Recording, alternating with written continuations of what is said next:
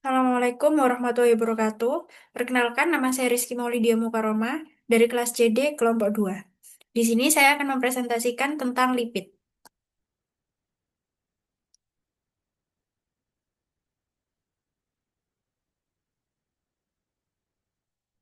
Definisi lipid. Lipid merupakan golongan senyawa organik kedua yang menjadi sumber makanan dan kira-kira 40% dari yang manusia makan setiap hari.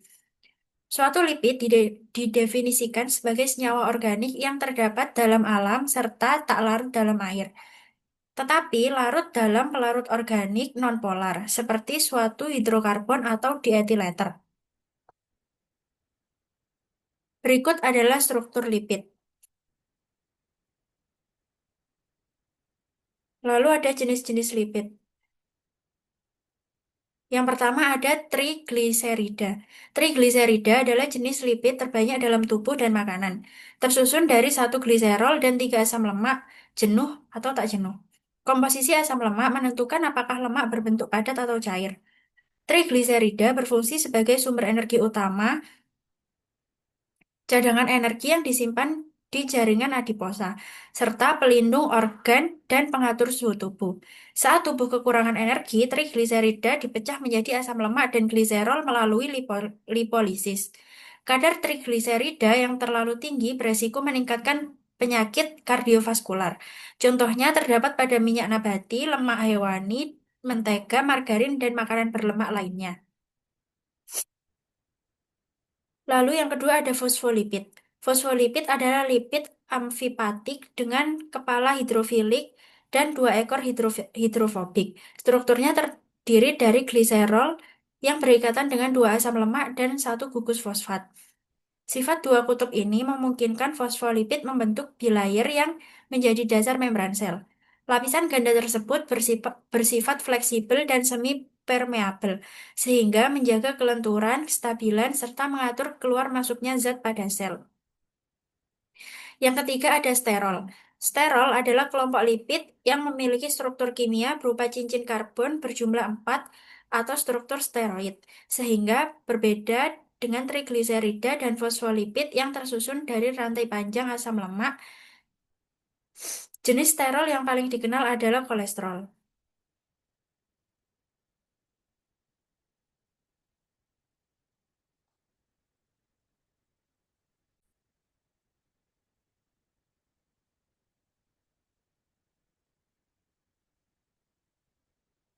Selanjutnya ada jenis-jenis uji lipid.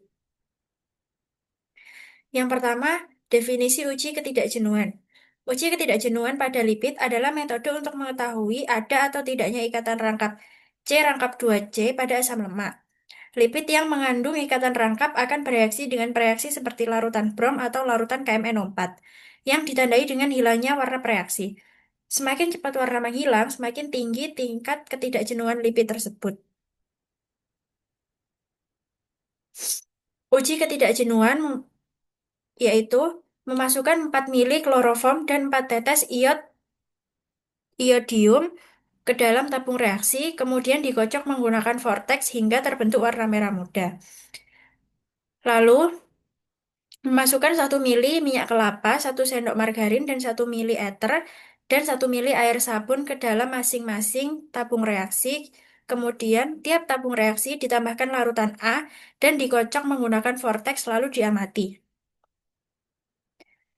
Berikut adalah hasil ujinya. Yang pertama ada minyak kelapa. Sebelumnya berwarna kuning bening, sesudahnya menjadi pink bening kemudian putih bening. Keterangannya jenuh.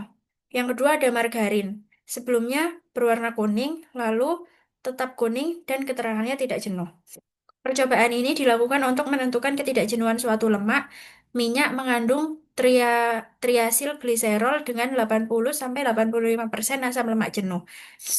Pada hasil percobaan, minyak kelapa memberikan hasil positif mengandung asam lemak jenuh yang ditandai dengan hilangnya warna merah muda. Sedangkan margarin memiliki kandungan asam lemak tidak jenuh karena warna margarin tetap berwarna kuning.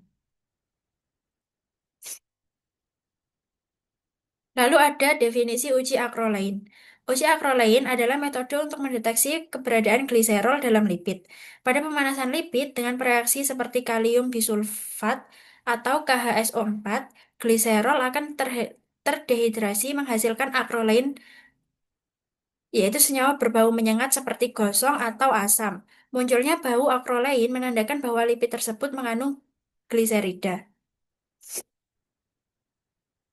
Uji akrolein. Langkah kerja pertama yaitu masukkan ke dalam masing-masing tabung reaksi 2 mili gliserol, minyak kelapa, dan minyak malinda. Setiap ke dalam tiap-tiap tabung tersebut tambahkan 1 gram KHSO4 yang telah digerus terlebih dahulu. Lalu setelah itu aduk hingga merata, lalu panaskan di atas api. Mula-mula api kecilkan selanjutnya dengan api besar. Lalu, perhatikan bau akrolein yang terbentuk dan berupa asap putih dan bandingkan bau akrolein dengan bau SO2 yang terbentuk dari karbohidrat. Berikut adalah hasil ujinya. Sampel yang digunakan dalam praktikum ini adalah gliserol, minyak kelapa yang sudah dipakai, minyak malinda, KHSO4, solid. Setelah menambahkan KHSO4 pada gambar di atas menunjukkan bahwa gliserol berwarna bening, minyak kelapa berwarna kuning kecoklatan, dan minyak malinda berwarna kuning. Minyak goreng dari kelapa yang dibuat dengan cara tradisional dapat mengalami ketangian. Hal ini dapat terjadi disebabkan selama proses pengolahan menggunakan suhu yang tinggi dan juga akibat campuran dari produk lain.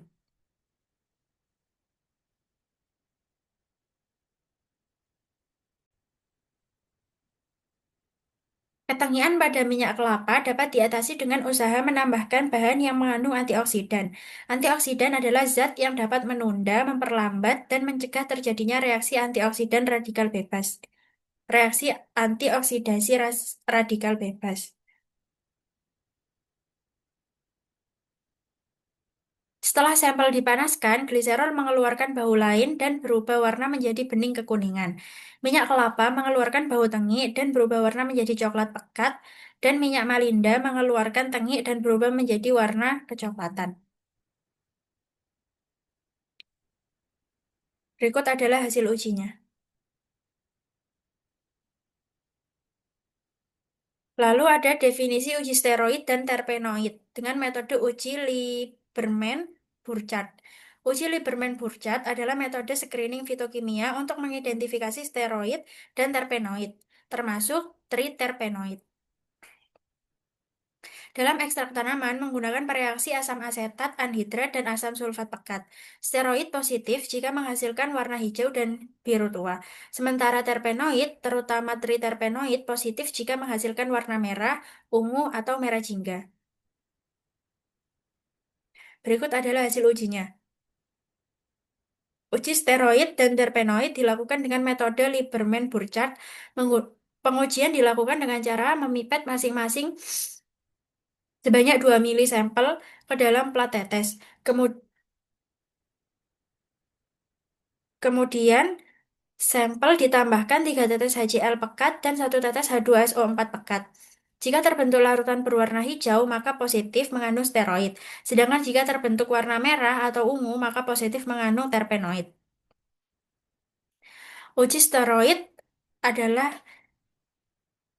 berikut ini adalah hasil uji steroid. Uji steroid dan terpenoid dilakukan dengan metode Lieberman-Burchard. Lieberman-Burchard adalah suatu reagen yang terdiri atas campuran HCl pekat dan H2SO4 pekat. Hasil positif dan uji ini adalah timbulnya warna merah jingga untuk triterpenoid dan biru untuk steroid. Hasil yang diperoleh dari uji steroid dan terpenoid pada ekstrak sabun kelapa muda ini adalah berwarna merah. Hal ini berarti sampel positif mengandung terpenoid dan negatif terhadap steroid. Sekian presentasi dari saya, kurang lebihnya mohon maaf. Wassalamualaikum warahmatullahi wabarakatuh.